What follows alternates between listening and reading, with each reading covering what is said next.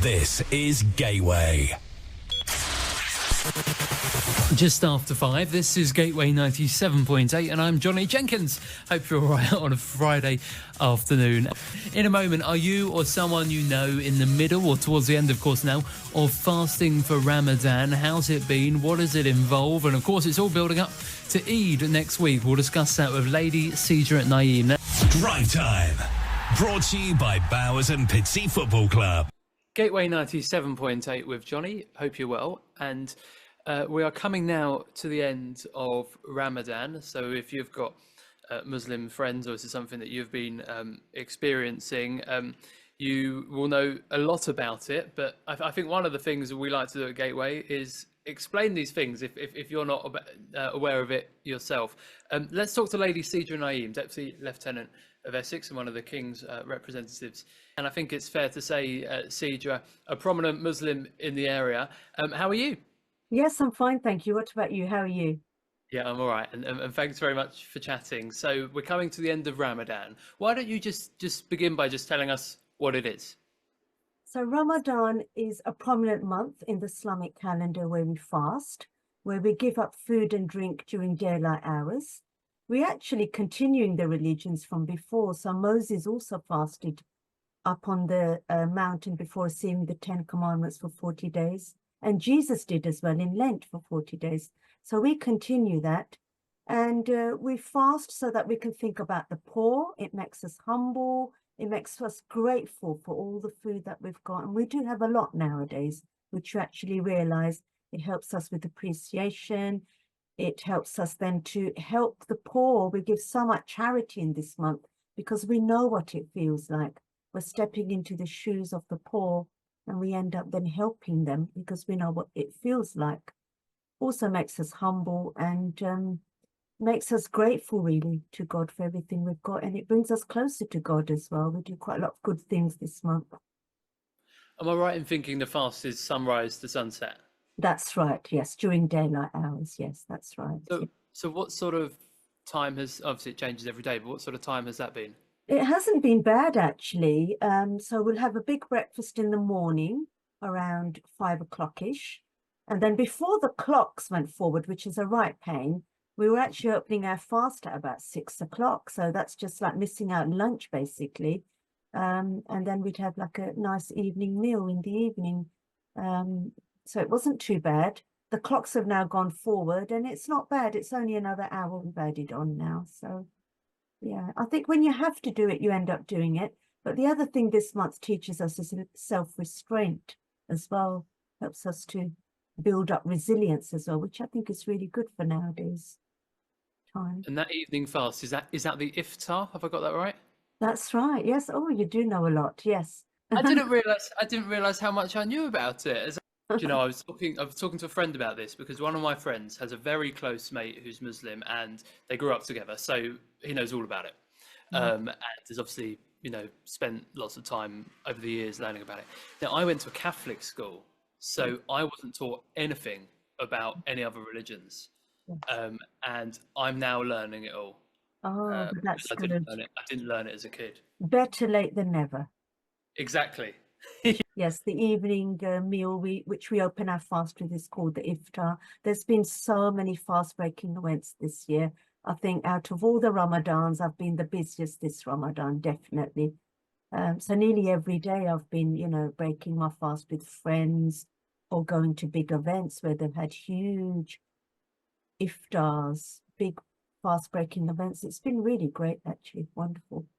And when I think about our normal relationship with food, you sort of, if you're having lunch, you might be in a rush getting from A to B, quickly eat something, or you might eat with a partner and then the kids eat earlier on, or you just sort of rush things and don't necessarily consider the time around the food. And I suppose the sort of thing that you have that's quite special this month is it's all about the people you're with as well. Definitely. And you will find even at home, we're not going to eat separately because our fast is all going to break at the same time. So we are all going to get together on the dining table as a family and we're all going to eat together. And that I think is really good because it builds community relationships. It builds stronger links with our own families as well, because nowadays we're coming up to times where everybody eats separately. Different people come into the house at different times and we're all eating separately. But this actually builds up community and stronger relationships by all eating together all at the same time. So when you're fasting, obviously that's no eating. You made that pretty clear. Where do you stand? Where do you stand on water drinking? Does anything pass the lips? No, nothing at all. We even give up lying, backbiting, shouting, angriness, everything, as well as food and drink as well. Yes, So I suppose when the weather's a bit warmer, that becomes a bit more difficult. it does. I think in the Middle East, where fasting was first introduced, the days are roughly approximately 12 hours daylight and it doesn't change throughout the year. In Europe, we've got actually more of a challenge where, you know, the days get longer in the summer. But at the moment, they're actually getting shorter. So we are going backwards into winter, 10 days back every year, because our calendar is based on the moon. So we are actually going to get more and more shorter. At one stage, this fast is going to open at 4 o'clock. And then everyone can have a go. Because it's not bad at all, is it? Opening your fast at 4 o'clock and having No, breakfast like 7:30 in the morning, which we do anyway. that's a late lunch, isn't it? Yes. That's doable. So at the end of Ramadan, and as you say, we're coming to the end of that now, comes Eid. Yes, that was really nice. You know quite a lot, don't you? You Uh, know a lot. You even know the Arabic words. You know Eid, you know Iftar. I'm learning more about it, and hopefully by this, other people would have heard about it. So Ramadan is just ending, and then Wednesday will be Eid, which is the celebration that marks the end. There'll be lots of celebrations and things, food and all the rest. yeah, And then we can carry on our lives as normal after that. There'll be lots of Eid parties, I think. There's going to be loads of those. how are there? It's been the busiest Ramadan in my life this year. Why? Why so busy? It's just been so many fast breaking events everywhere that I was invited to. So I was opening up fast, lots of food, lots and lots of food. It's been incredibly busy, and Easter as well, on top of everything else, was Yeah. like smack in the middle. That didn't make life easier.